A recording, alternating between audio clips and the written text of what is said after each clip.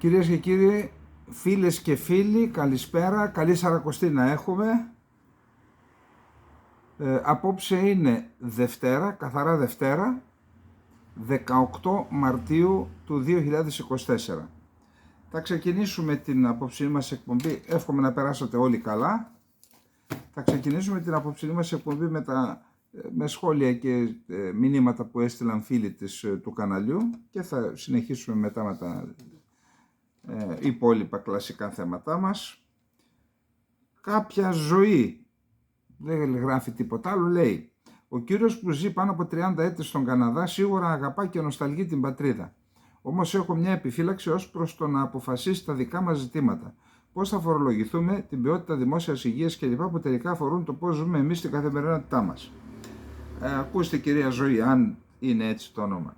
Εδώ υπάρχουν δύο τάσεις στην Ελλάδα. Η μία που λέει ότι οι άνθρωποι που ζουν στο εξωτερικό και δικαιούνται ψήφου, από τη στιγμή που δικαιούνται, δεν έχουμε δικαίωμα εμείς να το δικαιούνται, έτσι.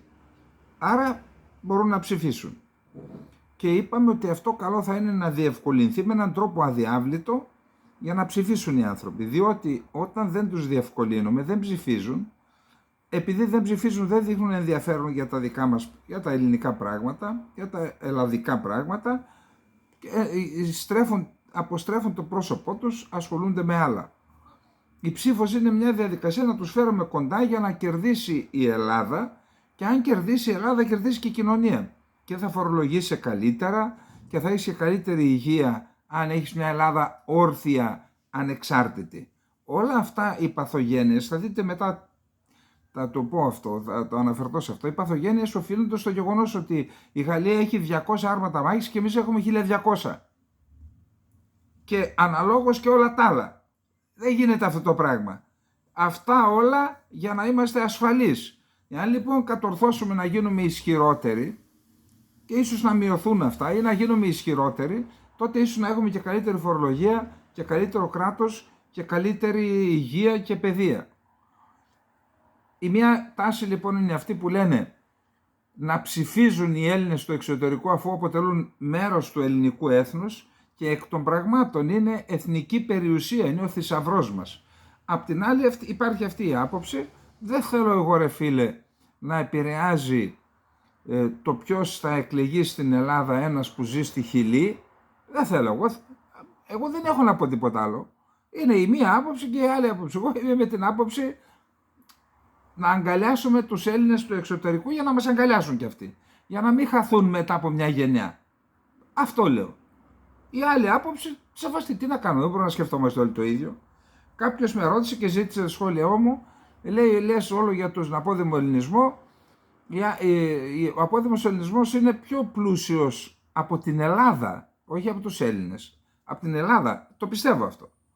Θα το ξαναπώ, είχα πάει κάποια στιγμή στο Τορόντο και μου είπαν ένα βράδυ έχει το ελληνοκαναδικό επιμελητήριο εκεί, έχει μια βραδιά. Πήγαμε, πληρώσαμε από $100, μου γνώρισαν κάποιους ανθρώπους εκεί και μου είπαν ότι αυτή τη στιγμή εδώ, μόνο Έλληνες, υπάρχουν γύρω στα 100 δις, πάνω σε έναν όροφο, σε μια πόλη. Σκεφτείτε τι γίνεται στο Σικάγο, στη Νέα Υόρκη. Δηλαδή οι άνθρωποι αυτοί, αν υπήρχε αξιόπιστο κράτος και έβγαζε ομόλογα με ρήτρα γης, μπορεί να αγόραζαν και το εξωτερικό χρέος της Ελλάδας αυτή.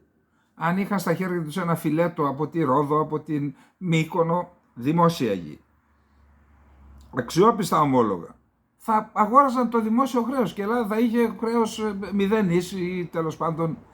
Θέλω να πω, είναι απίστευτη η δύναμη. Μου έλεγε ένας φίλος μου σήμερα, ο οποίος ήταν οδηγός σε μια πολύ μεγάλη οικογένεια. Αυτά ξέρετε είναι και εμπιστευτικά, πλούσια οικογένεια. Με σπίτι στη Γενέβη και τώρα το Γσδάντ είναι, ποιο είναι εκεί πάνω, που τα ξέρω αυτά. Και λέει ότι εκεί οι Έλληνες έχουν, λέει, από όλους τους ξένους οι πιο πολλοί που έχουν αγοράσει ολόκληρες εκτάσεις και έχουν κάνει παλάτια είναι οι Έλληνες. Τι θέλω να πω. Η Ελλάδα είναι μια πλούσια χώρα. Ή μάλλον οι Έλληνες είμαστε πλούσιοι ή υπάρχουν πολλοί Έλληνες πλούσιοι με μια Ελλάδα χρεωμένη. Να βρούμε τρόπο αυτή την Ελλάδα να τη σηκώσουμε όρθια Και ένας από τους τρόπους είναι να φέρουμε κοντά μας τους... Τώρα για τον Κασελάκη. Μου λες να φέρνουν λεφτά, λέει, να έρχονται εδώ. Ήρθε ο Κασελάκης και τον κυνηγάει για τα λεφτά που είχε έξω. Πιστεύω ότι όταν ανέκυψε το θέμα έπρεπε να υπάρχει μια συνεννόηση από τα κόμματα. Να τον καλέσουν και να πούμε: έλα εδώ, ρε μάγκα. Δεν το ξέρεις. Άγνοια νόμου δεν επιτρέπεται, αλλά εν πάση περιπτώσει εδώ υπάρχει ένας νόμος. Έλα εδώ, απόδειξέ μας, βάλε στο τραπέζι ότι έχεις δώσει τις εταιρείες που έχεις. Γιατί τι να κάνουμε, νόμος υπάρχει τώρα. Απόδειξέ μας, δώσε στον πατέρα σου, δεν ξέρω τι προβλέπετε. Δώσε στα αδέρφια σου τις εταιρείες, γιατί εδώ έτσι είναι τα πράγματα. Τι να κάνουμε τώρα. Και από εκεί και μετά, μέχρι τώρα ό,τι παραβίασες, ας πάει στη δικαιοσύνη. Εμείς δεν θα κάνουμε σπέκουλα πολιτική. Ας πάει στη δικαιοσύνη, πλήρωσε 50, 100, 200.000 δολάρια, ευρώ, τι θα σου δώσουν ένα πρόστιμο, τελειώνουμε. Έτσι πιστεύω ότι έπρεπε να... Τώρα όπως γίνεται αυτό το πράγμα, πιστεύω ότι υπάρχει λάθος χειρισμός και από τον Κασελάκη. Καθάρισε τα πράγματα. Μάζεψέ τους, κάνε μια συνάντηση με τους 2-3 μεγάλους στα κόμματα και πες, παιδιά, αυτή είναι η κατάσταση. Και έπρεπε να λυθεί με τον τρόπο που είπα και όχι αυτό τώρα, αυτό είναι κάτι κατηνίστικο μου μοιάζει αυτό.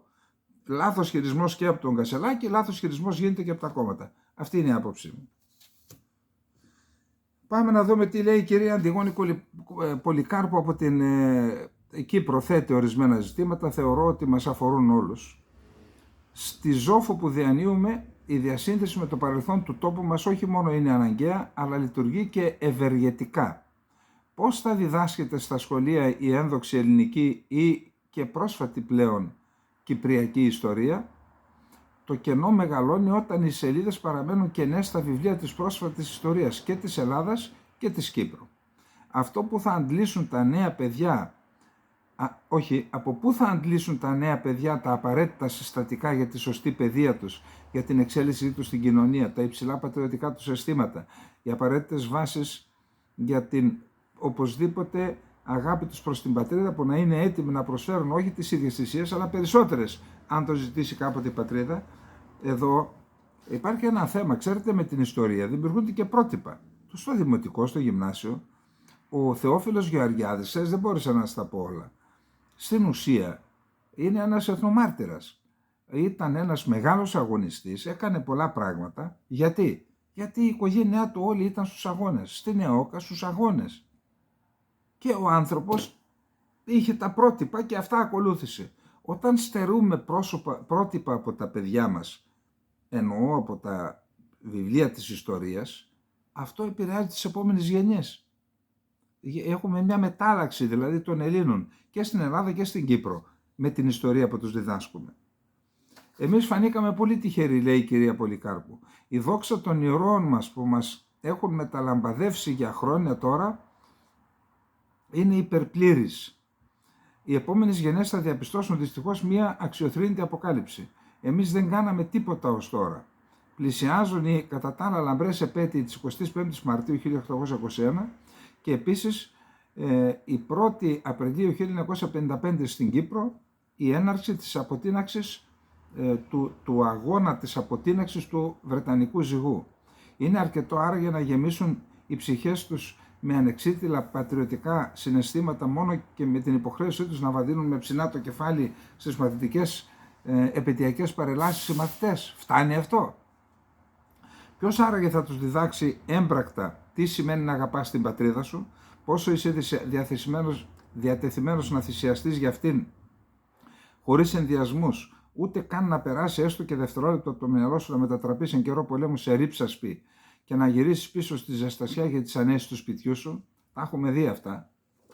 Και μάλιστα οι ρυψάσπιδες επιβραβεύτηκαν εδώ από το ελλαδικό κράτος. Η ανατολή του ήλιου της δικαιοσύνης φαίνεται αργή, πολύ να έρθει. Και εγώ ήλπιζα, πίστευα και ονειρευόμουν ότι η ελευθερία ζυγώνει δειλά-δειλά, ότι έρχεται. Η κυρία Πολυκάρπου είναι από την Κερίνια. Καλά, μιλάμε για μεγάλο βάσανο. Να έχεις μεγαλώσει στην Κερίνια και να ζεις 30 χιλιόμετρα μακριά, να ξέρεις ότι είναι εκεί και εσύ δεν είσαι εκεί. Δεν μπορείς να είσαι εκεί. Μήπως ακόμα ονειρεύουμε ότι ανεπηρέαστα στα κατεχόμενα τσιμεντώνεται η μαύρη κατοχή με την απαθή παράδοσή μας γης και ύδατος στον εχθρό που σίγουρα οι επόμενες γενιές θα μας καταργούνται πόσο τρισάθλιοι καταντήσαμε και πάνω σε τι καμένη γη τους κληροδοτήσαμε για να ζήσουν οι ίδιοι και τα παιδιά τους. Αυτά λέει πικρά πράγματα η κυρία Πολυκάρπου. Τώρα ένα άλλο τεράστιο θέμα θέτει ο κύριος Ανδρέας Μανολιός. Πραγματικά τεράστιο θέμα. Όταν η παραγωγή κουτόχορτου δεν επαρκούσε για την τροφοδοσία όλων των καναλιών και ο πολίτης μπορούσε να δει κάτι της προκοπής σε κάποιο κανάλι, παρακολουθούσα συζήτηση μιας καθηγήτριας του Αριστοτελείου Πανεπιστημίου Θεσσαλονίκης και ενός καθηγητού του Πολυτεχνείου με φιλολογικά επίσης ενδιαφέροντα, κατά τη διάρκεια της οποίας ο καθηγητής αναφέρθη στο εξής γεγονός. Ο Κωνσταντίνος Καραμανλής, ο παλιός, είχε καλέσει στο γραφείο του δύο κορυφαίους φιλοσόφους της εποχής, τον Ευάγγελο Παπανούσο και τον Κωνσταντίνο Τσάτσο, και διακόπτοντας κάποια στιγμή τη συζήτηση, τους ρώτησε ποια ήταν η γνώμη τους για την αντικατάσταση του αλφαβήτου μας από το λατινικό. Μόλις το άκουσαν, πετάχτηκαν και οι δυο σαν να τους χτύπησε ηλεκτρικό ρεύμα. Είδε την αντίδρασή τους και πρόσθεσε «Καλά, ας το αφήσουμε».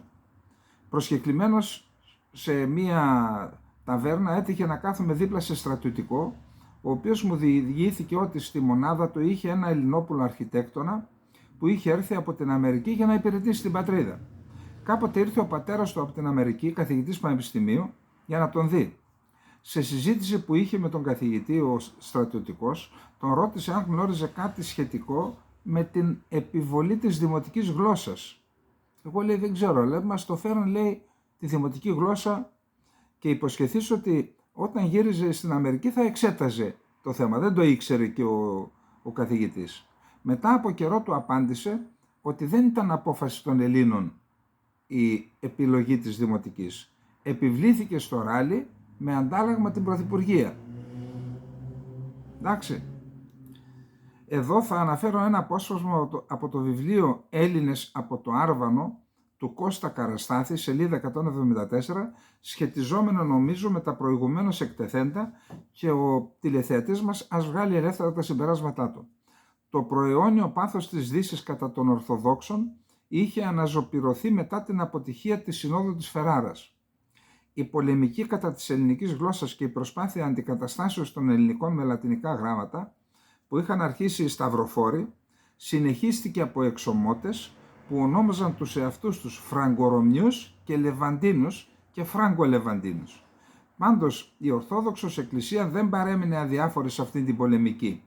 Στην εγκύκλιο του εξάρχου αρχιερέως Θεωνά κατά το 1560 περί συστάσεως βιβλίου καταλήλου για τους Ορθοδόξους Χριστιανούς, που τότε υφίσταντο την ανελαίτη προπαγάνδα εναντίον της ελληνικής γλώσσας, υπάρχει το εξής αξιοσημείωτο, ότι δηλαδή για πρώτη φορά η Εκκλησία αποκαλεί το υπόδουλο έθνος όχι Ρωμαίους, όπως ως τότε, αλλά γένος των Ελλήνων.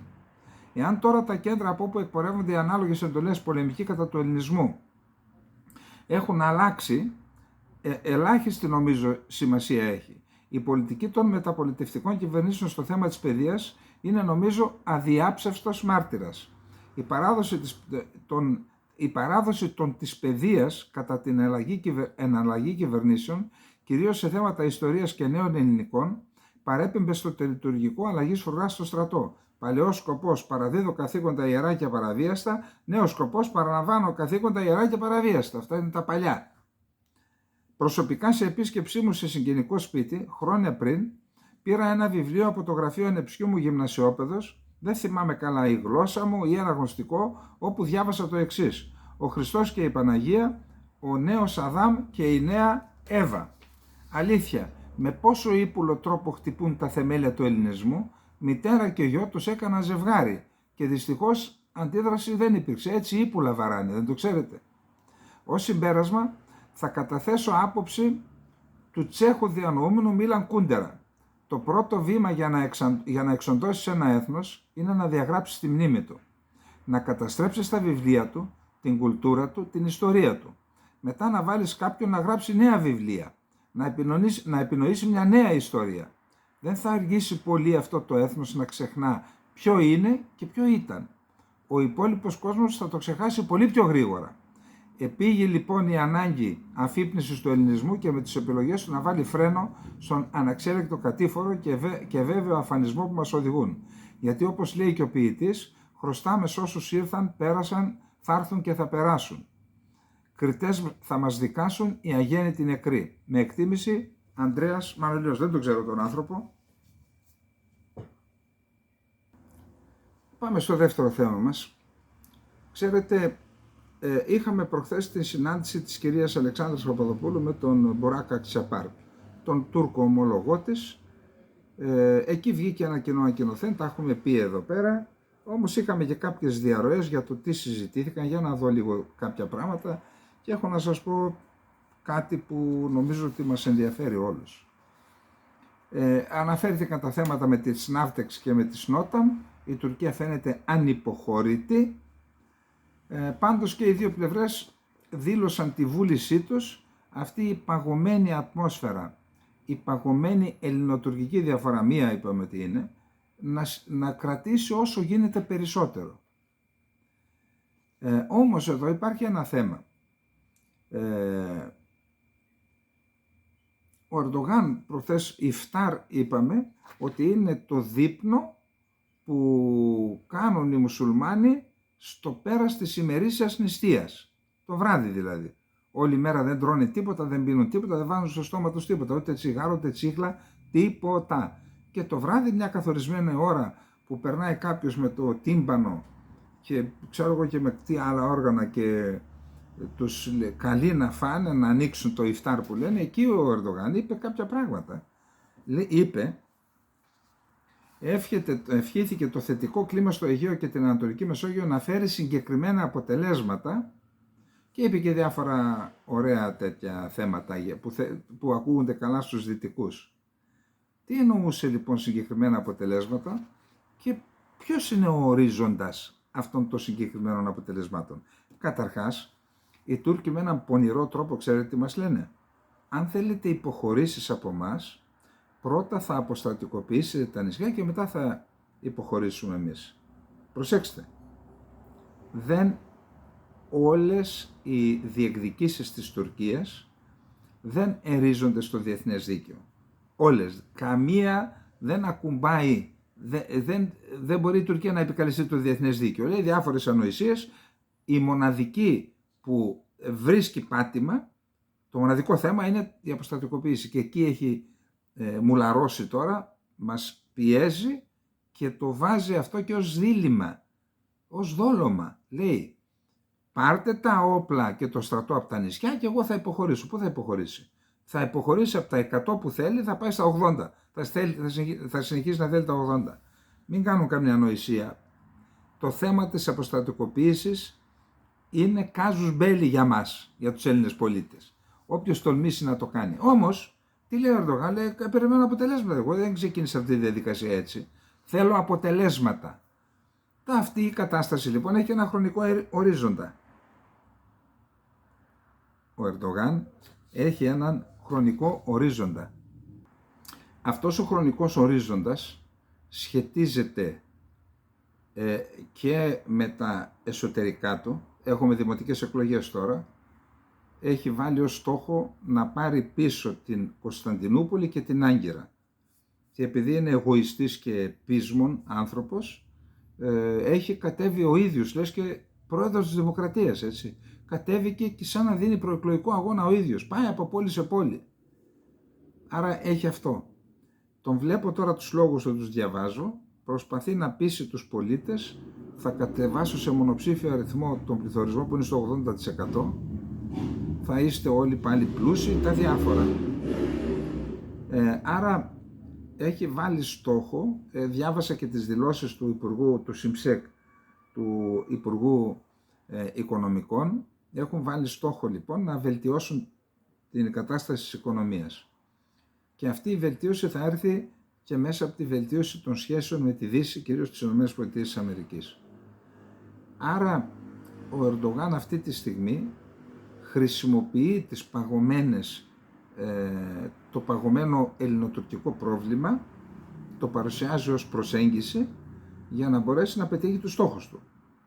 Τους οικονομικούς, είπαμε, τις βελτίωσεις των σχέσεών του με τη ΣΥΠΑ και με την Δύση γενικώς, αλλά έχει βάλει ένα ορίζοντα, τις εκλογές στις ΗΠΑ.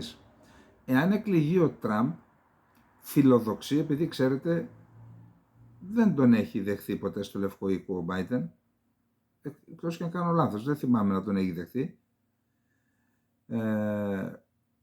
επειδή έχει μια προσωπική σχέση με τον Τραμπ, αν και ο Τραμπ ήταν αυτός ο οποίος με ένα Twitter που είπε «Άστον Μπράνσον ελεύθερο, θα σου καταστρέψω την οικονομία», και σε 2-24 ώρα η λίρα έχασε 20%. Όντως πήγε να τον καταστρέψει και τον άφησε ο Ερντογάν, τον Μπράνσον, τον έβγαλε από τη φυλακή σε κατοίκον περιορισμό, χωρίς απαγόρευση εξόδου από τη χώρα. Και ήρθε ένα ιδιωτικό αεροπλάνο, τον πήρε τον Μπράνσον και πήγε απευθείας στο Λευκό Οίκο. Επίσης ο Τραμπ, ο φίλος του Ερντογάν, ήταν αυτός που τον πέταξε έξω από τα F-35. Εν πάση περιπτώσει, ο Ερντογάν θεωρεί ότι μπορεί και από εκεί και μετά θα αλλάξει. Άρα να το έχουμε υπόψη μας ότι δεν θα συνεχιστεί επάπειρον αυτή η ιστορία.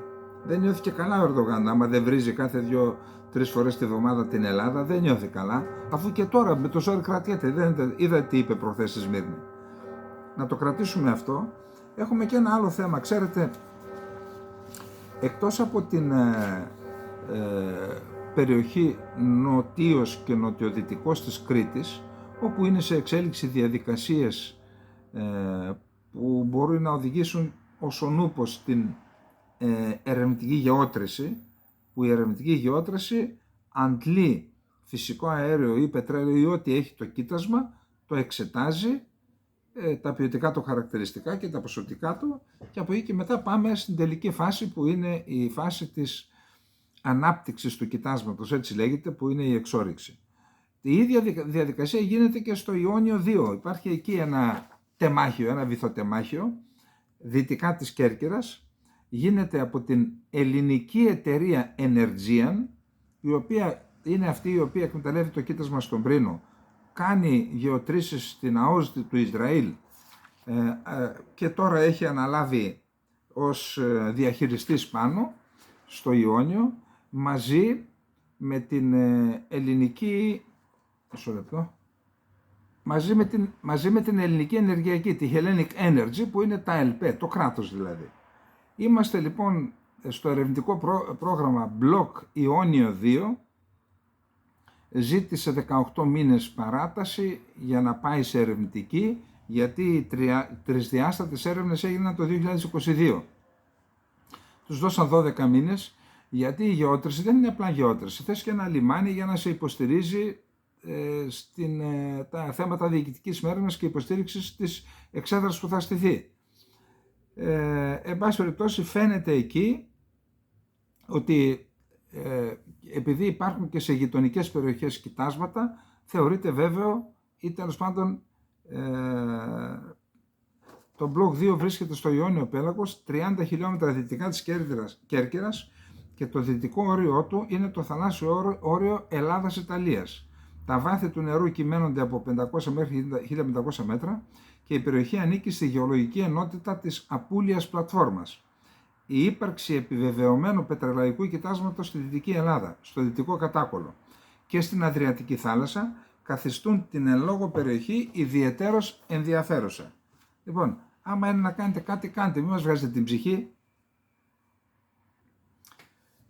Το πρώτο πλοίο της επιχείρησης Αμάλθεια, που είναι μια επιχείρηση παροχής ανθρωπιστικής βοήθειας από την Κύπρο, βασικός από το λιμάνι της Λάρνακας στη Γάζα, το πρώτο πλοίο ξεφόρτωσε, γύρισε πίσω και ήδη θα ξεκινήσει δεύτερο φορτίο. Δεν ξέρω αν είναι το ίδιο πλοίο ή κάποιο άλλο, πάντως δεύτερο φορτίο θα ξεκινήσει, είναι θέμα διαδικασιών φόρτωσης, ελέγχου κτλ. Αυτό λοιπόν έχει φέρει την Κύπρο στο παγκόσμιο προσκήνιο. Είναι, επειδή το θέμα του λοιμού στη Γάζα είναι τεράστιο, απασχολεί τον ΟΗΕ, έχει η Κύπρος που το πήρε πάνω της αυτή τη στιγμή στη Βόρεια Γάζα, ο κυριότερος τροφοδότης ανθρωπιστικής βοήθειας είναι το λιμάνι της Λάρνακας, η Αμάλθεια δηλαδή.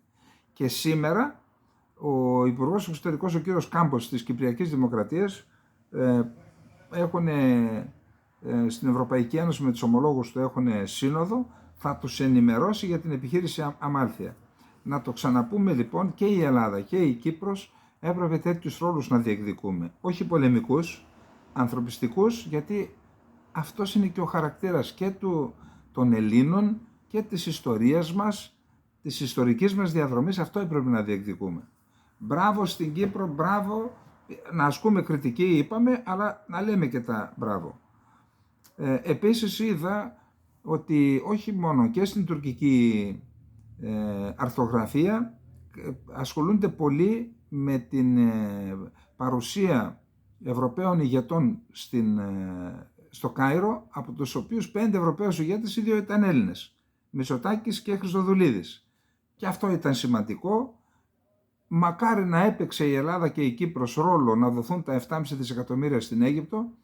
Η Αίγυπτος, εάν καταρρεύσει, πέραν όλων των άλλων, θεωρείται βέβαιο ότι θα επικρατήσει η μουσουλμανική αδερφότητα. Δηλαδή σαν να βάζουμε τον Ερντογάν πρόεδρο στην Αίγυπτο. Και καταλαβαίνετε τι καταστροφές θα ακολουθήσουν για την Κύπρο και για την Ελλάδα. Εκεί λοιπόν να στηριχθεί ο Σίση δεν είναι μόνο το μεταναστευτικό. Δεν είναι μόνο η επιρροή που ασκεί στο Χαφτάρ, γιατί ο Χαφτάρ αντί να τον έχουμε κοντά μας, είπαμε τον προσβάλαμε και βλέπουμε τι γίνεται τώρα με το μεταναστευτικό. Είναι και θέματα άλλα. Υπάρχει ένα καλώδιο που θα μεταφέρει ηλεκτρικό ρεύμα από την Αίγυπτο στην Ελλάδα και θα μεταφέρει, αυτό στην ουσία θα de facto, πέραν του de jure που έχουμε οριοθετήσει, de facto θα χρησιμοποιήσουμε και τις ΑΟΣ μας. Θα περάσει το καλώδιο και ενεργειακά έχει τη σημασία του. Άρα μπράβο στην Κύπρο. Η πολιτική είναι ισχυρότερη δύναμη για ένα κράτος ακόμα και από την πυρηνική ενέργεια. Η πολιτική. Αρκεί οι πολιτικοί μας να έχουν το νου τους, να έχουν αφιερώσει τη ζωή τους στην υπηρεσία της πατρίδας, των πολιτών και του λαού και όχι στη μάσα. Και τα παιδιά μας, τα εγγόνια μας, τα δυσέγγωνα να τα βολέψουμε. Τώρα είδα ένα τρομερό ζήτημα. Τι να σας πω τώρα. Νομίζω ότι είναι και στο σύριαλ το Φαμαγκούστα, υπάρχει 2 γυναίκες το έθιξαν. Έχω διαβάσει όμως και άλλα άρθρα, τα οποία είναι και πικρά, πολύ πικρά, για τις βιαστήσεις Ελληνίδες της Κύπρου στη διάρκεια της εισβολής. Και είδα ότι και η στάση της Εκκλησίας δεν ήταν σωστή. Ορισμένοι παπάδες εξέθεταν τις γυναίκες αυτές και δεν τις επέτρεπαν να μεταλάβουν. Δηλαδή μια γυναίκα βιασμένη, μια γυναίκα, ορισμένες έμειναν και έγκυες και γέννησαν και τα παιδιά. Και επειδή ο παπάς το ήξερε, δεν το ήξερε κανένας άλλος, πιθανόν εξομολογήθηκαν, δεν τις επέτρεπαν να... Μιλάμε για απίστευτο δράμα. Εδώ λοιπόν η Άννα Κουκίδη Προκοπίου, τέος Υπουργός Δικαιοσύνης και Δημοσίας Τάξεως της Κύπρου, με την ευκαιρία της γιορτής της γυναίκας έγραψε ένα άρθρο για τη θέση της γυναίκας στην Κύπρο. Και σε αυτό το μακροσκελές άρθρο, μπορείτε να το βρείτε στην ιστοσελίδα μας, και σε αυτό το άρθρο κάπου αναφέρεται και στο θέμα των βιασμών. Πήρα το απόσπασμα, θέλω να το δούμε μαζί και να σας πω ορισμένες σκέψεις για αυτό το πράγμα. Αν και είναι πικρό, δεν καταπίνεται εύκολα. Το 1974, το 0,5 έως 1% του γυναικείου πληθυσμού των Ελλήνων της Κύπρου, δηλαδή με συντηρητικούς υπολογισμούς γύρω στις 1.500 ελληνοκύπριες γυναίκες, βιάστηκαν βάσει οργανωμένου σχεδίου από τον τουρκικό στρατό. Βιάζονταν επί ημέρες, κάποιες επί εβδομάδες, άλλες ακόμα και για μήνες από Τούρκους στρατιώτες, ακόμα και σε πορνεία που στήθηκαν στα κατεχόμενα χωριά μας, ειδικά για αυτό το σκοπό. Δεν γλίτωσαν ανήλικες, ηλικιωμένες, έγκυοι, γυναίκες με νοητική καθυστέρηση, γυναίκες με αναπηρία. Η έκθεση του έγκριτου βρετανικού οικονομικού Φωσέτ, παππού του πρώην Πρωθυπουργού του Ηνωμένου Βασιλείου Μπόρις Τζόνσον, καταγράφει όλα αυτά και πολλά άλλα το 1975 για λογαριασμό του Συμβουλίου της Ευρώπης. Με σημερινούς αριθμούς το ποσοστό αυτό θα αντιστοιχούσε τούτη τη στιγμή που μιλάμε σε 4.500 περίπου Ελληνοκύπριες. Η μισή από τους βουλευτές και τις βουλεύτρες της Κυπριακής Βουλής κατέχουν την έδρα τους με πολύ λιγότερες ψήφους από 4.500 άτομα. Εάν παίρναμε το ίδιο ποσοστό και το εφαρμόζαμε στην Ουκρανία, όπου υπάρχουν παρόμοιες καταγγελίες για οργανωμένους βιασμούς από το ρωσικό στρατό, ο αριθμός αυτός θα απαριθμούσε συνολικά 225.000 γυναίκες βιασθήσεις. Κι όμως, η Ουκρανική κυβέρνηση έχει απαιτήσει να ανεκτεί φάκελο στα Ηνωμένα Έθνη για πολύ λιγότερες, για 124 καταγγελίες. Και μία καταγγελία είναι πολύ. 124. Εάν κάνουμε αναλογικοποίηση με την Κύπρο, 225.000 γυναίκες θα είχαν βιαστεί εάν υπήρχε η αγριότητα που έδειξαν οι Τούρκοι στρατιώτες στην Ουκρανία. Ναι, έτσι ακριβώς είναι. Έτσι ακριβώς είναι και μου κάνουν τις παρθένες οι Τούρκοι. Άμα τους πεις τίποτα, εμείς ποτέ ο Τούρκος στρατιώτης, να τα χάλια σας. Εμείς εδώ στην Κύπρο ως πολιτεία χρειάστηκε να περάσουν 40 και κάτι χρόνια για να τολμήσουμε να αγγίξουμε αυτό το κεφάλαιο που θεωρείται άκρως ατιμωτικό για την κοινωνία μας, σε εισαγωγικά, να αποζημιώσουμε συμβολικά πάντοτε, γιατί καμία χρηματική αποζημίωση δεν απαλύνει τις πληγές ενός βιασμού, τις ατιμασμένες, τις γυναίκες θύματα ενός σοβαρότατου εγκλήματος του πολέμου του 1974. Με πρωτοβουλία της βουλευτού του ΑΚΕΛ και τότε Προέδρου της Επιτροπής Προσφύγων της Βουλής Σκέβης Κουκουμά και με την αγαστή συνεργασία της τότε Υπουργού Εργασίας και Κοινωνικών Ασφαλίσεων της μακαριστής Ζέτας Εμιλιανίδου. Πάλι γυναίκες έκαναν τη δουλειά δηλαδή. Γιατί εδώ που τα λέμε, οι άντρες είμαστε και λίγο, μην κάνω χαρακτηρισμό τώρα. Από το 1974 χρειάστηκε να φτάσουμε το 2016 ώστε να υπάρξει συγκυρία της σύμπραξης μιας γυναίκας βουλευτή και μιας γυναίκας υπουργού για να γίνει όσο γίνεται η προσπάθεια να αποκατασταθεί το άδικο. Οι δύο γυναίκες κινήθηκαν μακριά από τη γραφειοκρατία, άμεσα, αποτελεσματικά, αλλά προπαντός διακριτικά, όμως όπως μόνο δύο γυναίκες θα μπορούσαν. Εντάξει τώρα, και οι άντρες θα μπορούσαν να το κάνουν. Αλλά οι γυναίκες εδώ όντως δικαιούνται βραβείου. Τέλος. Οι συγκεκριμένες. Γιατί τα θύματα που εμπιστευτικά άρχισαν να επικοινωνούν μαζί τους διευκρίνιζαν ότι το τραύμα που κουβαλούσαν χωρίς πολλές φορές να γνωρίζει οτιδήποτε η οικογένειά τους και δεν επιθυμούσαν να δημοσιοποιηθεί η ταυτότητά τους μέσα από τυπικές διαδικασίες. Από το 1974 μιλήσαμε εκτεταμένα για τις μάνες, τις αδελφές, τις κόρες των νεκρών και των αγνοωμένων. Χρειάστηκε όμως να περάσουν 40 χρόνια για να αναγνωρίσουμε τις βιαστήσεις γυναίκες, το δικό τους προσωπικό δράμα, τη δική τους προσωπική οδύνη, θεωρώντας το ζήτημα παρεμφερές αλλά και ντροπιαστικό για τις ίδιες και για την ελληνοκυπριακή κοινότητα, για τις οικογένειες και τους άντρες τους. Σε ένα κράτος όπου η ύπαρξη των πολιτών που τυχαίνει να είναι γυναίκες δεν είναι αυθύπαρκτη, αλλά προσδιορίζεται υπό αντρικούς όρους, ούτε το δημοκρατικό έλλειμμα που προκαλείται από την απουσία των γυναικών από τα κέντρα λήψης αποφάσεων, ούτε η αναλγησία των θεσμών πρέπει να μας ξενίζει. Τώρα, δεν είναι μόνο αυτό. Καταρχάς να πούμε ότι, ξέρετε, με τους δικούς μας που ήρθαν από τον Πόντο και τη Μικρασία, υπήρχε μια σιωπή. Δηλαδή ρωτούσες τι έγινε και δεν σου λέγανε.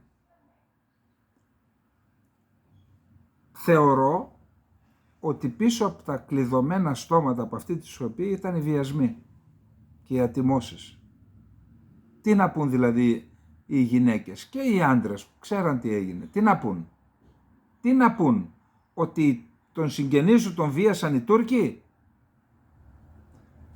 Ένα θέμα όμως. Οι Ουκρανοί είχαν το θάρρος και πήγαν στον ΟΗΕ. Οι δικοί μας. Γιατί σας λέω. Τα ίδια κέντρα που έφεραν τους Χουντέους τους πρώτους, όταν τους ήταν άχρηστοι, δεν ήταν και συνεργάσιμοι, δεν ήθελαν πιθανόν, ήταν πιο πονηροί. Είναι αλήθεια αυτό που λένε ότι το 1973 τους ζήτησαν να δώσουν τα αεροδρόμια στους Αμερικανούς για να μεταφέρουν στο Ισραήλ όπλα και δεν τα δώσανε? Τους απέσυραν, έφεραν τους άλλους, τα ίδια κέντρα, έκαναν το προδοτικό πραξικόπημα για να μπουν οι Τούρκοι, τα ίδια κέντρα έφεραν και τη μεταπολίτευση. Αυτή η αθλιότητα που γίνεται στο Προεδρικό Μέγαρο, δεν υπάρχει μεγαλύτερη κοροϊδία στην Ελλάδα. Υποτίθεται αποκατάσταση της δημοκρατίας. Τίνει τρόπο, με τι τίμημα που το πληρώνει η Αντιγόνη Πολυκάρπου και πόσοι ακόμα και οι βιαστήσεις γυναίκες, πόσα χρόνια, με τι τίμημα λοιπόν έγινε αυτό? Αντί να κάνετε ένα μνημόσυνο εκείνη την ημέρα, να πάτε με κατεβασμένα κεφάλια και να δηλώσετε τη θλίψη και τη λύπη εν ονόματι του ελληνικού κράτους, εννοώ αυτοί που πάνε εκεί. Και για το έγκλημα της Κύπρου πηγαίνετε και εκεί χαχαχά χουχουχού, χωρίς ντροπή. Γιατί λοιπόν δεν πήγαν αυτά τα ζητήματα στον ΟΗΕ όπως κάνει τώρα η Ουκρανία? Γιατί το έχετε ξεπουλήσει το Κυπριακό, γι' αυτό. Είναι δυνατόν μόλις είπε ο Σέκερης μια κουβέντα στον ΟΗΕ, παραλήλησε την εισβολή της Ρωσίας με την εισβολή της Τουρκίας και έγραψαν επιστολή, τρελάθηκαν οι Τούρκοι. Σκεφτείτε αυτό να ήταν πολιτική της Κύπρου και της Ελλάδας. Σκεφτείτε να ήταν πολιτική. Αύριο να βγαίνανε και να το κάνανε πολιτική. Ότι η Ελλάδα επικαλείται τα δικαιώματα ως εγγυήτρια δύναμη, τα ίδια δικαιώματα που επικαλέστηκε η Τουρκία. Και αν η Τουρκία δεν βγάλει το στρατό της από εκεί για να αποκατασταθεί η συνταγματική τάξη και η εδαφική ακεραιότητα της Κύπρου, η Ελλάδα επιφυλάσσεται να τους πετάξει στη θάλασσα η Ελλάδα. Κάντε το να δείτε τι θα γίνει. Αλλά ποιος θα το κάνει? Ποιος θα το κάνει? Ισραήλ, Χαμάς. Η κατάσταση στη Γάζα και στην περιοχή θα μπορούσε να χαρακτηριστεί με μία λέξη. Τέλμα. Τώρα μην μπούμε στη λογική ποιος φταίει, ποιος δεν φταίει. Αυτά είναι, άμα πεις αυτά δεν φτάνεις πουθενά, ποτέ πουθενά. Από πού θα αρχίσεις για να πεις ποιος φταίει, ποιος δεν φταίει? Άμα αρχίσεις η ιστορία από τις 7 Οκτωβρίου, φταίει η Χαμάς. Αλλά από εκεί και μετά, αν το πας παραγεί και αρχίσεις από τους νεκρούς που είναι στη Γάζα, άλλος φταίει. Γι' αυτό σας λέω, μην πάμε στο ποιος φταίει, ποιος δεν φταίει. Πάντως είναι ο ορισμός του τέλματος. Δηλαδή, λέει καταρχάς είναι δύσκολο να πετύχουν την νίκη. Το ξαναλέω. Όπως έχουν γίνει τα πράγματα, πηγαίνει ανθρωπιστική βοήθεια. Είναι δυνατόν τώρα κάποιοι από τους πολίτες, άμα ξέρει άλλος ότι είναι ο γιος του μαχητής της Χαμάς, να μην πάρει το ψωμί ή το αλεύρι και το βράδυ να πάει να βρει μια τρύπα να το δώσει στο υπόγειο ή τέλος πάντων να τον καλέσει να έρθει να το πάρει? Αυτό, όσο υπάρχουν κάτοικοι άοπλοι, πολίτες απλοί πάνω στη Γάζα, θα υπάρχουν και οι ένοπλοι της Χαμάς. Πώς θα τους ξεριζώσεις? Λέει τώρα θα μπει στη Γάζα, στη Ράφα. Πώς θα τους ξεριζώσεις? Πού ξέρεις πού είναι αυτοί οι άνθρωποι? Όταν λέει θα εκενώσω τη Ράφα. Άμα εκενώσεις τη Ράφα, θα εκενώσουν και τα τάγματα της Χαμάς τη Ράφα, θα πάνε αλλού. Άντε με τα ξανά να φύγετε από εκεί να ξανά... Και γι' αυτό έχουμε τώρα επιχείρηση στο νοσοκομείο Χαν Γιουνίς, το μεγαλύτερο νοσοκομείο της Λωρίδας της Γάζας. Ξανά επίθεση, ξανά επιχείρηση, αεροπορικοί βομβαρδισμοί, όπως είχε γίνει, θυμάστε, το Δεκέμβρη. Τότε που λέγανε ότι βρήκαν, που κανένας δεν πίστηκε ότι βρήκαν τίποτα. Για να δούμε λοιπόν τώρα. Μάχες και βομβαρδισμοί εκτελήσονται από τις πρωινές ώρες στο εσωτερικό και στον περιβάλλοντα χώρο του νοσοκομείου Αλ-Σίφα. Χαν Γιουνίς είπα. Έπαθα και εγώ σαν τους Αμερικανούς Προέδρους. Μπερδεύω τα λόγια μου. Στην Αλ-Σίφα. Στον περιβάλλοντα χώρο του νοσοκομείου Σίφα στην πόλη της Γάζας. Σύμφωνα με συγκλίνουσες διασταυρωμένες πηγές. Ο Ισραηλινός στρατός ανακοίνωσε νωρίς το πρωί ότι διεξάγει στοχευμένη επιχείρηση στο Αλ-Σίφα επειδή είχε πληροφορίες για παρουσία υψηλόβαθμων στελεχών της Χαμάς. Αυτόπτες μάρτυρες επιβεβαίωσαν ότι ακούγονται βομβαρδισμοί και πυρά και ότι βρίσκονται σε εξέλιξη μάχες. Κατά τη διάρκεια της επιχείρησης, τρομοκράτες άνοιξαν πύρα εναντίον των στρατιωτών από το νοσοκομείο.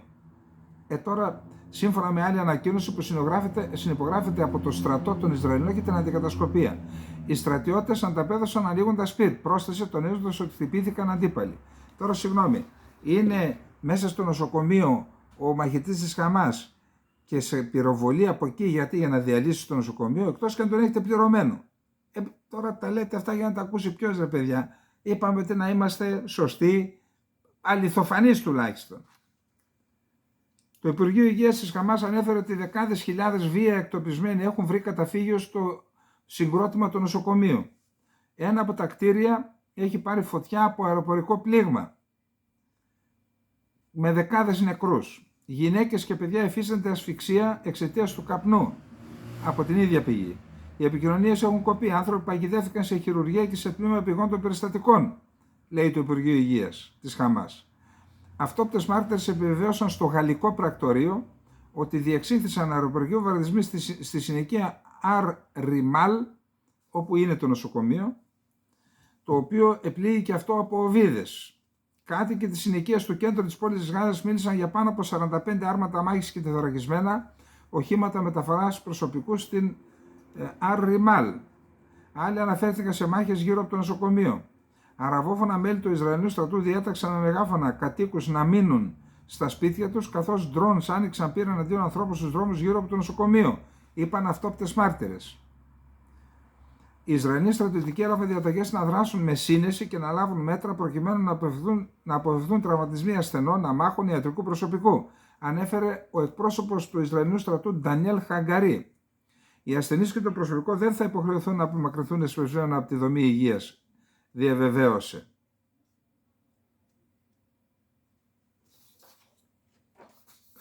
Τώρα, είπαν οι Ισραηλοί, λένε, εμείς είμαστε έτοιμοι να τους προσφέρουμε βοήθεια. Το αφήγημα του Ισραήλ είναι ψευδές. Είπαν παλαιστινιακά ένοπλα τμήματα που δρούν στη λωρίδα της Γάζας. Τα νοσοκομεία είναι πολιτικά κτίρια αφιερωμένα στην υγεία. Δεν κάνουν τίποτα το οποίο να αντίκειται στα καθήκοντά τους όπως ορίζονται από το Διεθνές Ανθρωπιστικό Δίκαιο. 15 Νοεμβρίου είχαν ξαναμπεί στην Αλ-Σίφα οι Ισραηλοί, θυμάστε, και είπαν ότι βρήκαν ένα τούνελ και τέτοια, που όμως κανένας δεν τους πίστεψε, επαναλαμβάνω, και δεν εννοώ εγώ ούτε πιστεύω ούτε δεν πιστεύω. Αυτά ούτε τα... αλλά είδα τους διεθνώς δεν τους πίστεψαν, αμφέβαλα για αυτά που είπαν. Ο Νετανιάχου στο CNN.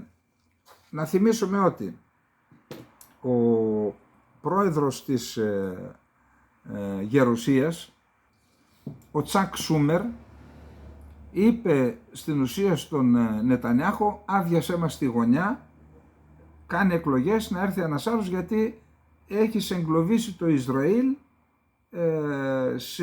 σε ένα αδιέξοδο, επιδιώκοντας την πολιτική σου επιβίωση. Αυτό είπε. Πρόεδρος της Γερουσίας τον είπα. Είναι η θέση που έφτασε υψηλότερα Εβραίος στις ΗΠΑ, η υψηλότερη θέση. Βγήκε το State Department και είπε είναι προσωπικές απόψεις στην ουσία. Και αμέσως μετά βγήκε ο Biden και λέει, σαν τον Τσακ Σούμερ σκέφτονται, λέει, και πολλοί Αμερικανοί. Του έδωσε δίκιο δηλαδή. Άρα υπάρχει μια προϊούσα κρίση. Δεν λέμε ότι θα τα χαλάσουν, αλλά υπάρχει μια προϊούσα κρίση. Και έδωσε συνέντευξη στο CNN ο Νετανιάχου να ρίξει γέφυρες. Θα δείτε γιατί. Η ομιλία του Προέδρου της Γερουσίας Τσακ Σούμερ, κατά τη διάρκεια της οποίας απίφθινε έκκληση για εκλογές στο Ισραήλ, ήταν εντελώς ανάρμοστη, είπε ο Νετανιάχου χθες Κυριακή στο CNN. Μιλώντας στη δημοσιογράφο Ντάνα Μπάς, είπε ότι η διεξαγωγή ή όχι εκλογών στη χώρα μου είναι κάτι που η Ισραηλινή κυβέρνηση θα αποφασίσει και θα το κάνει μόνη της. Είναι ανάρμοστο να πάμε σε μια αδελφή δημοκρατία και να προσπαθήσουμε να αντικαταστήσουμε την εκλεγμένη ηγεσία, είπε πάλι ο Μπίμπι. Ο ίδιος πρόσθεσε ότι αναπόκειται στην Ισραηλινή κοινή γνώμη να αποφασίσει αν το Ισραήλ θα πρέπει να διεξάγει εκλογές μετά το τέλος του πολέμου Ισραήλ-Χαμάς. Ερωτηθείς αν θα δεσμευτεί για τη διεξαγωγή εκλογών μετά το τέλος του πολέμου, ο Νετανιάχου απάντησε: θα το δούμε αυτό όταν κερδίσουμε τον πόλεμο. Αν κάναμε εκλογές τώρα, πριν κερδιθεί ο πόλεμος, θα είχαμε τουλάχιστον 6 μήνες εθνικής παράλυσης, που σημαίνει ότι θα χάναμε τον πόλεμο. Επίσης είπε ότι αναφέρθηκε στις προσπάθειες για να βρεθεί λύση με τη Χαμάς, είπε να απελευθερώσουμε 100 ομήρους, γιατί οι άλλοι μάλλον είναι νεκροί, και είπε ότι εγώ είμαι ανοιχτός σε μια ενδεχόμενη συμφωνία. Ο χρόνος θα δείξει, αλλά οι απαιτήσεις της Χαμάς είναι εξωφρενικές. Καθιστούν τη συμφωνία πολύ πιο δύσκολη. Όμως εμείς θα συνεχίσουμε να προσπαθούμε, είπε, γιατί τα λέει αυτά, γιατί απευθύνεται στους Αμερικανούς που τον πιέζουν. Πάντως, στην διάρκεια συνεδρίας του Υπουργικού Συμβουλίου στις αρχές της εβδομάδας είπε ότι εμείς θα κάνουμε την επίθεση στη Ράφα. Στους φίλους μας στη διεθνή κοινότητα λέω, είναι τόσο κοντή η μνήμα σας. Ξεχάσατε τόσο γρήγορα την 7η Οκτωβρίου, την πιο τρομερή σφαγή που διαπράχθηκε εναντίον των Εβραίων μετά το Ολοκαύτωμα. Είστε τόσο γρήγορα έτοιμοι να αρνηθείτε στο Ισραήλ το δικαίωμα να αμυνθεί απέναντι στα τέρατα της Χαμάς. Χάσατε τόσο γρήγορα την ηθική σας συνείδηση. Αυτό ήταν η συνέντευξη στο CNN. Το CNN που απευθύνεται και σε δημοκρατικούς πολίτες στην Αμερική. Γιατί ο ίδιος είναι με τον Τραμπ, είπαμε. Το Ισραήλ προκαλεί, εδώ είχαμε δηλώσεις του Μπορέλ επιθετικές εναντίον του Ισραήλ.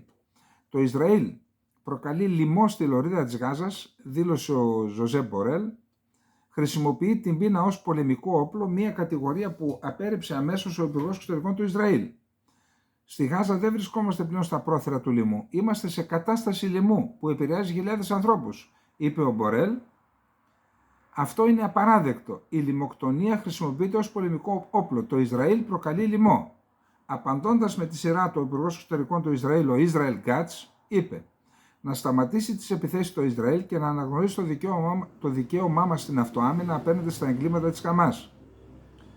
Είπε ο Γκάτς, εμείς λέει αφήσαμε την ανθρωπιστική βοήθεια να περάσει, αλλά τους αφήνουμε να περνάνε από αέρα, θάλασσα και ξηρά, αλλά η διανομή βοήθειας διαταράχτηκε βία από τους μαχητές της Χαμάς σε συνεργασία με την Ούρα. Τώρα εχθρός έγινε και η Ούρα τώρα. Επίσης ο Μπορέλ, έχουμε Συμβούλιο Γενικών Υποθέσεων, είπαμε σήμερα, Υπουργείο Εξωτερικών της Ευρωπαϊκής Ένωσης, είπε ότι οι κυρώσεις θα επιβληθούν στη Χαμάς, στους επίκους. Ο αρχηγός του Ισραηλινού Γενικού Επιτελείου. Είμαστε έτοιμοι να επεκτείνουμε τη στρατιωτική επιχείρηση σύμφωνα με αποφάσεις σε πολιτικό επίπεδο, εννοώντας και στη Ράφα και στο Λίβανο εναντίον της Χεσμολάχ. 250 Ισραηλοί στρατιώτες έχουν σκοτωθεί στη λωρίδα της Γάζας από την έναρξη στις 27 Οκτωβρίου της χερσαίας στρατιωτικής επιχείρησης. Δεν λέει για αυτούς που σκοτώθηκαν την 7η Οκτωβρίου. Σήμερα σκοτώθηκε ένας στο Αλ-Σίφα, στην περιοχή δηλαδή. Η υποστήριξη του πρώην Πρωθυπουργού του Ισραήλ, του Εχούντ Μπάρακ, στον ηγέτη της πλειοψηφίας, τον είπα Τσακ Σούμερ. Και είπε, έχει δίκιο ο Σούμερ, είπε ο Μπάρακ. Άρα είναι εκρηκτική η κατάσταση και στο εσωτερικό του Ισραήλ. Ο Νετανιάχου έδωσε συνέντευξη μία στο CNN που είναι των Δημοκρατικών και μία στο Fox News που είναι των Ρεπουμπλικάνων. Εκεί επένεσε και τον Τραμπ, λογικό, αλλά και τον Biden για να μην παραπονηθεί. Όταν ο Τραμπ ήταν πρόεδρος, είπε, αναγνώρισε την Ιερουσαλήμ ως πρωτεύουσα του Ισραήλ, εκεί μετέφερε την Αμερικανική πρεσβεία και αναγνώρισε την Ισραηλινή κυριαρχία στα κατεχόμενα υψώματα του Γκολάν. Αποχώρησε από την καταστροφική πυρηνική συμφωνία του Ιράν. Μαζί συνεργαστήκαμε για τις συμφωνίες του Αβραάμ, οι οποίες οδήγησαν σε ειρήνη με 4 αραβικά κράτη. Αυτό δήλωσε ο Νετανιάχου στο Fox News, αλλά επένεσε και τον Biden, είπε από την αρχή του πολέμου, ο Biden υποστήριξε το Ισραήλ από τις 7 Οκτωβρίου, ήρθε εδώ στο Ισραήλ, αποκάλυψε τη Χαμάς απόλυτο κακό, έστειλε ομάδες μεταφορέων στην περιοχή, μας έστειλε και πυρομαχικά, ελπίζω αυτή η υποστήριξη από τη ΣΥΠΑ να συνεχιστεί. Από την αρχή του πολέμου, 300 αεροσκάφη, 50 πλοία και 50 πλοία που μετέφεραν 35.000 τόνους αμερικανικών πυρομαχικών έχουν φτάσει στο Ισραήλ από τις ΗΠΑ.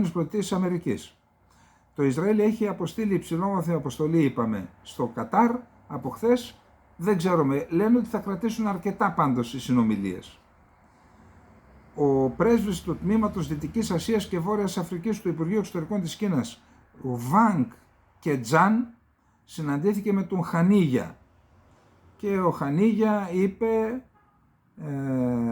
στο Κατάρ έγινε η συνάντηση, άρα εκεί προσπαθούν να πείσουν μάλλον και τη Χαμάς, βρείτε να τελειώνουμε, και ο Χανίγια είπε ότι ο πόλεμος πρέπει να τερματιστεί, ο Ισραηλινός στρατός να αποσυρθεί από τη Γάζα και να δημιουργηθεί ανεξάρτητο κράτος.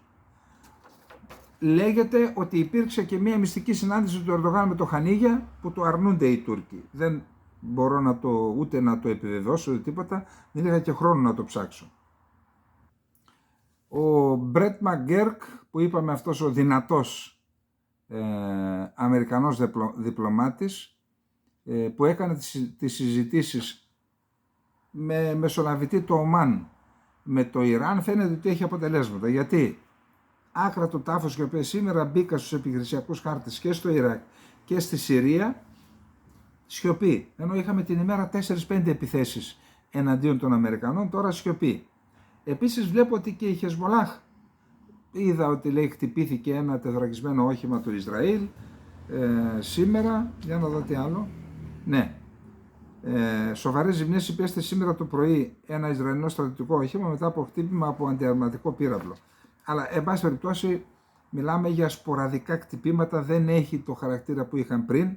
Φαίνεται ότι έχουν πέσει. Ούτε άκουσα τίποτα για την Ερυθρά Θάλασσα, να είναι καλά τα παιδιά μας εκεί στην Ύδρα, στην φρεγάτα Ύδρα εννοώ. Τώρα πάλι έχουμε από εκεί δήλωση, ο Υπουργός Άμυνας των Χούθη, στρατηγός Μοχάμαντ Νάσερ Αλ Ατίφη, δήλωσε ότι ο στρατός της Ιεμένης, η Χούθη δηλαδή, γιατί υπάρχει και ο στρατός της νόμιμα της αναγνωρισμένης από τη διεθνή κοινότητα και τον ΟΗΕ κυβέρνησης, που δεν είναι η Χούθη, θα θεσπίσει νέους κανόνες εμπλοκής κατά τον ΗΠΑ και του Ηνωμένου Βασιλείου. Τι εννοεί, δεν μπορώ να καταλάβω. Πάμε στις Ηνωμένες Πολιτείες της Αμερικής.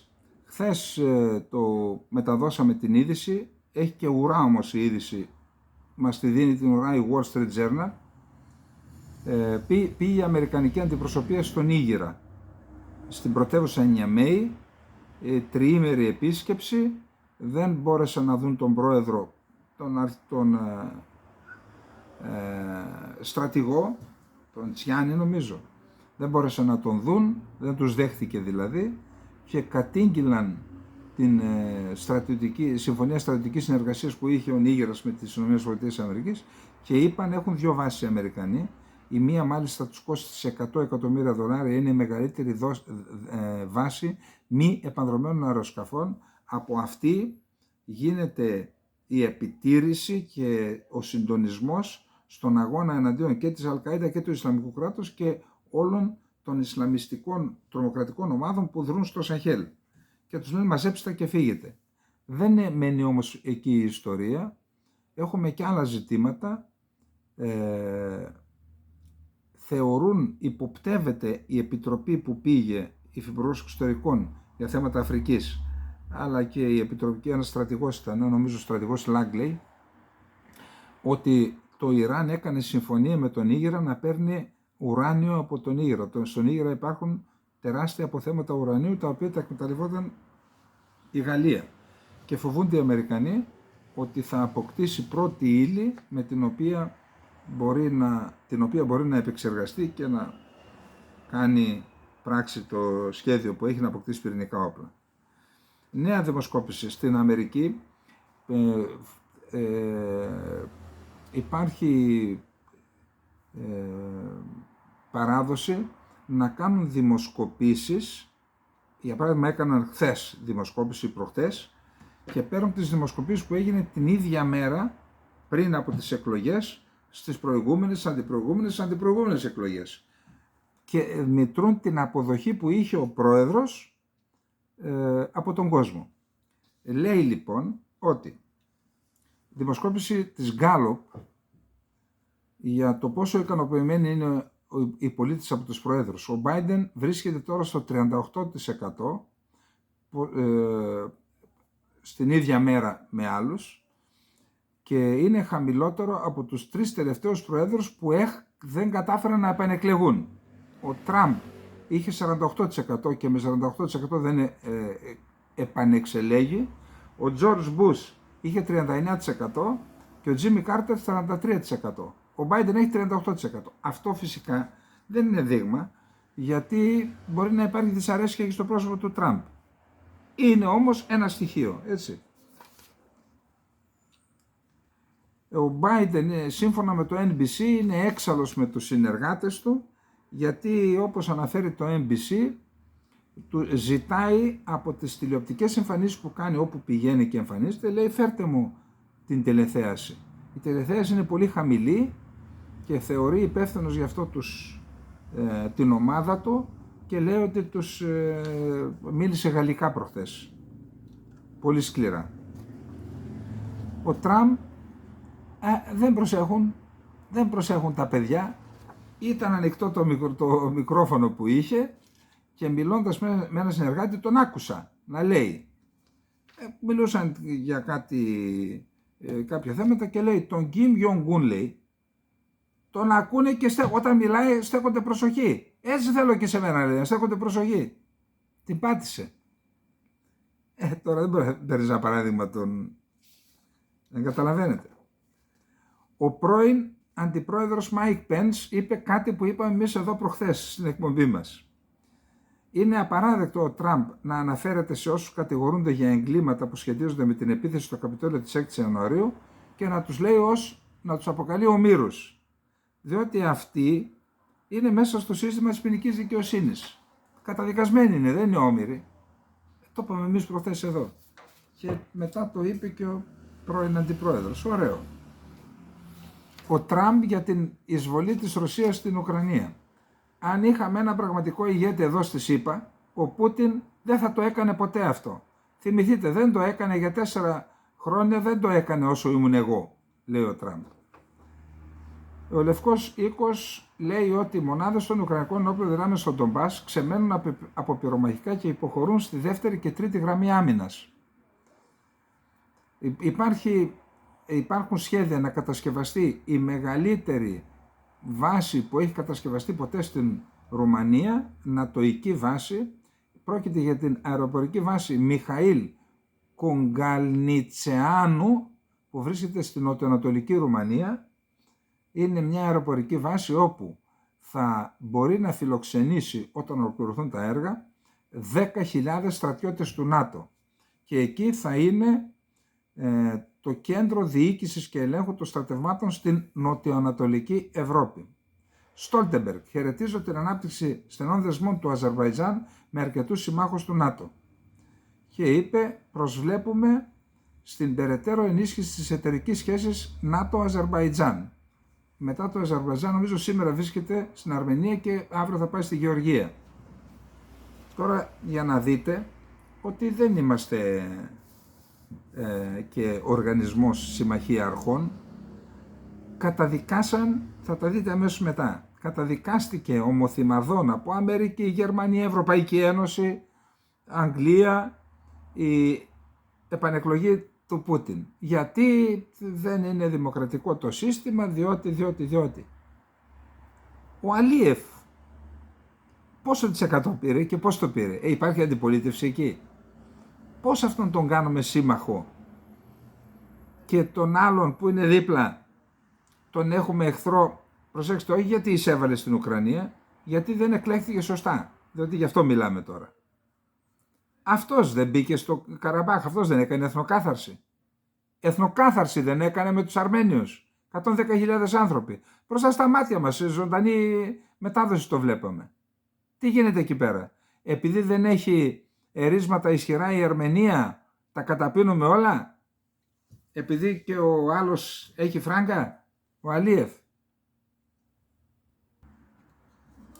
Λοιπόν, να ξεκινήσουμε από έναν πίνακα και να δούμε, προσέξτε, ούτε συν, ούτε πλην, ούτε, δεν με νοιάζουν αυτά. Δεν κρίνουμε συναισθηματικά, ούτε όπως επιβάλλεται από τις πρεσβείες τα γεγονότα.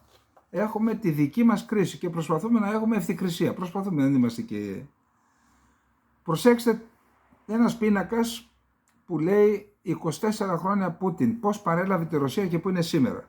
Λέει λοιπόν, το ΑΕΠ ήταν 195 δισεκατομμύρια δολάρια το 1999.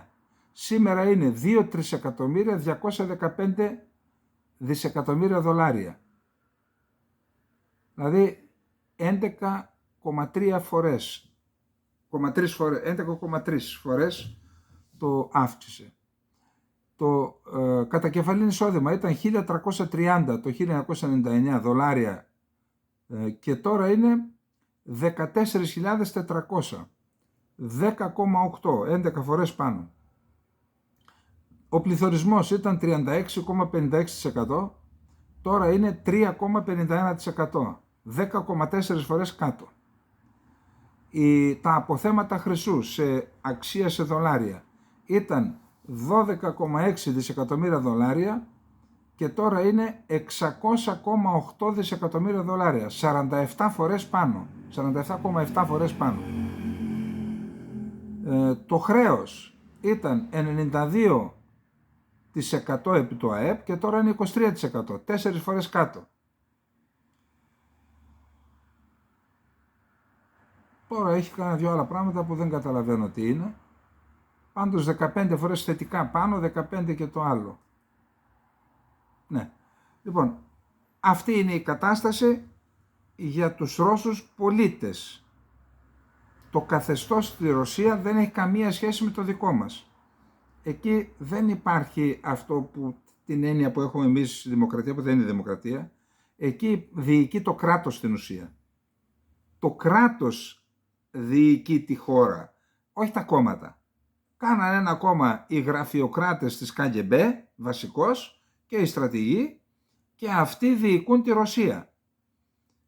Όλα είναι καλά. Τα νούμερα μπορεί να λένε καλά. Δεν είναι όλα καλά. Υπάρχει φτώχεια. Στα χωριά και εκεί υπάρχει... αλλά, εν πάση περιπτώσει, διαφθορά. Ασφαλώς και υπάρχει.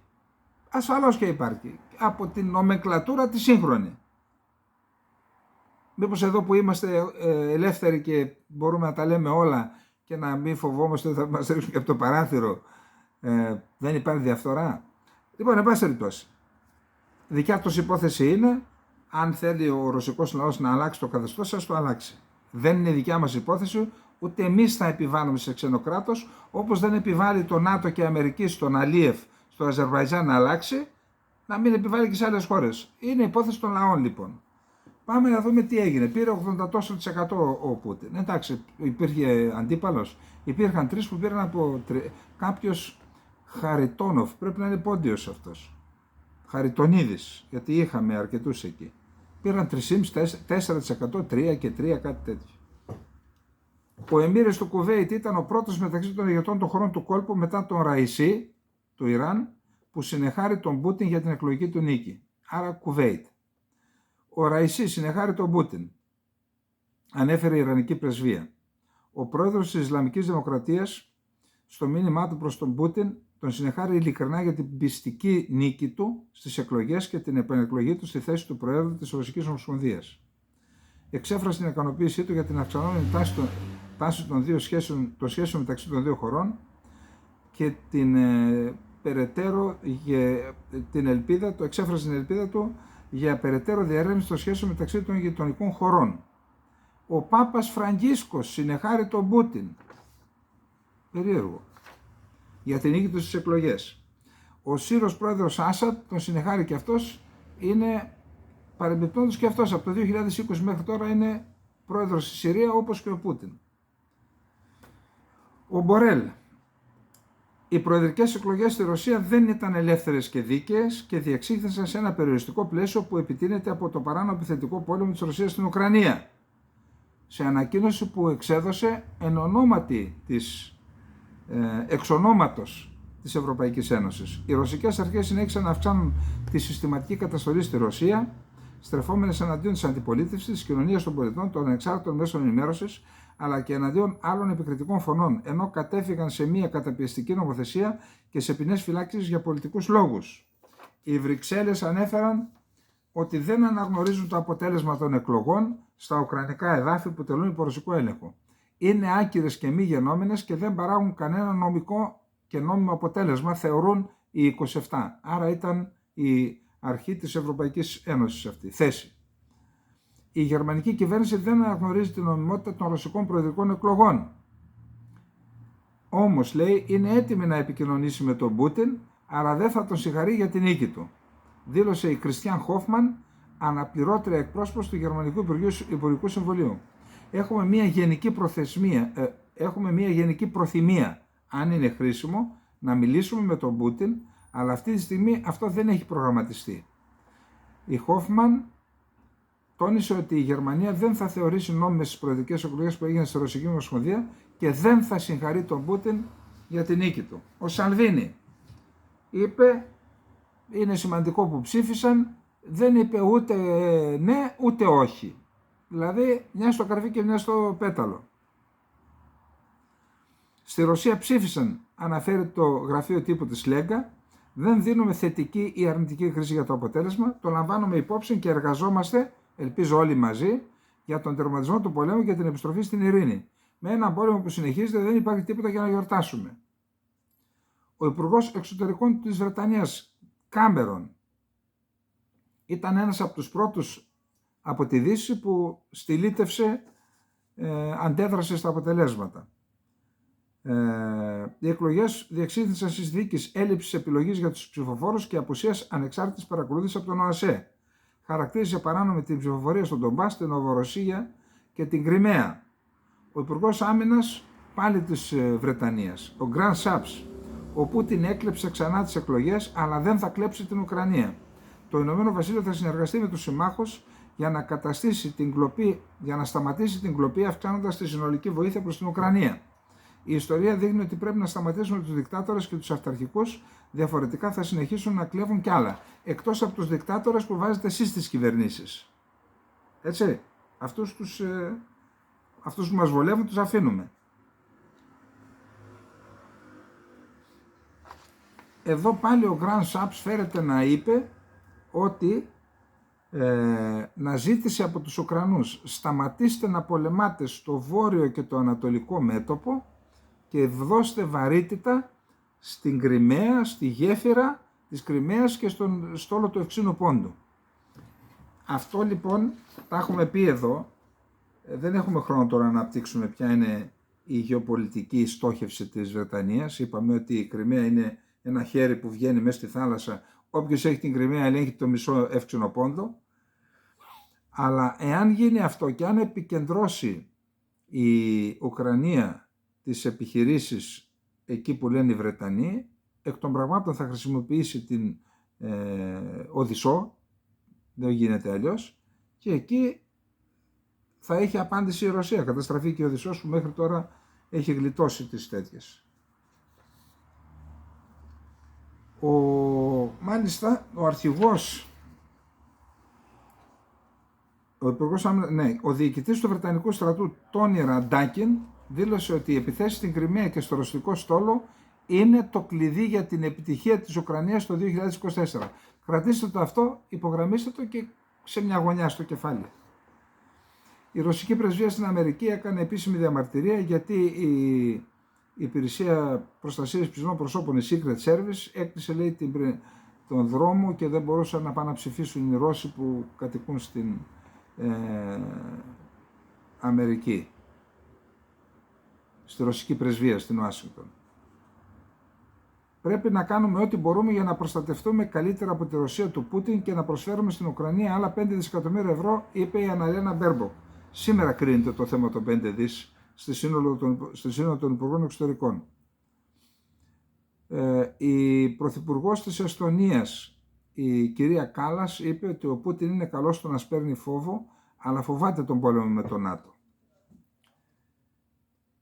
Σε 4 μήνες η Ρωσία θα έχει τόσα drones αυτοκτονίες, πώς τα λένε αυτά, όσοι είναι και οι στρατιώτες της Ουκρανίας.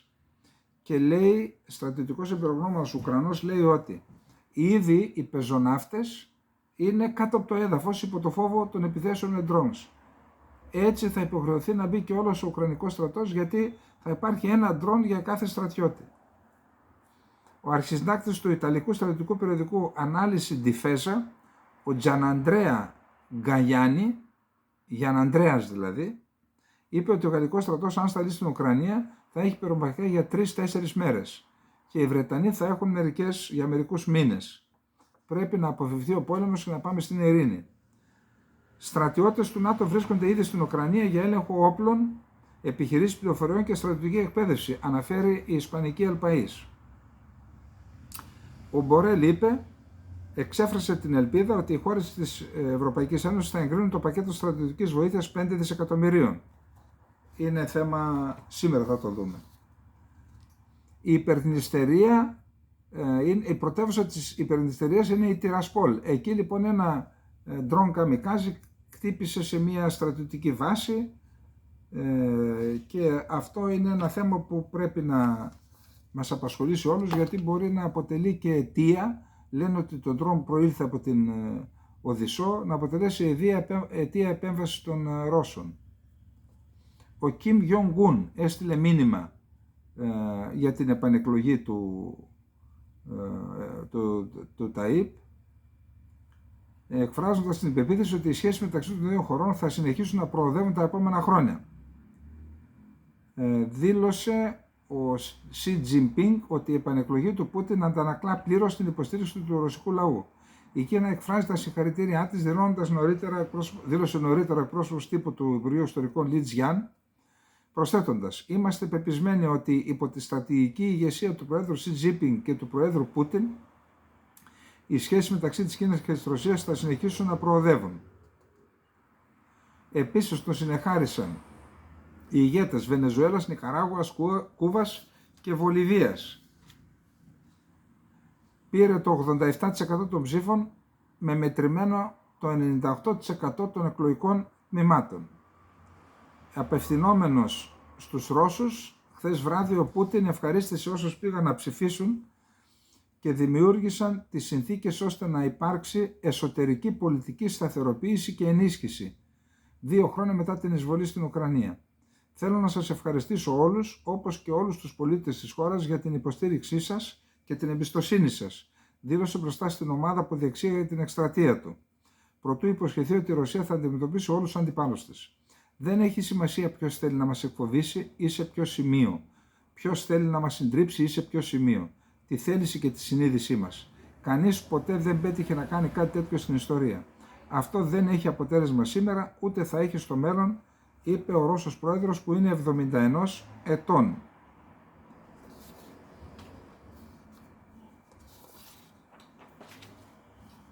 Λοιπόν, αυτά, επειδή φτάσαμε και στο τέλος, έχω και 2-3 άλλα ωραία θεματάκια, θα τα αφήσουμε για αύριο γιατί πραγματικά είναι ωραία. Τη φορά αυτή δεν θα κάνουμε, όχι, θα τα αφήσω εδώ για να μην τα ξεχάσουμε. Λοιπόν, αυτά είχαμε για απόψε. Να είστε όλες και όλοι καλά. Καληνύχτα.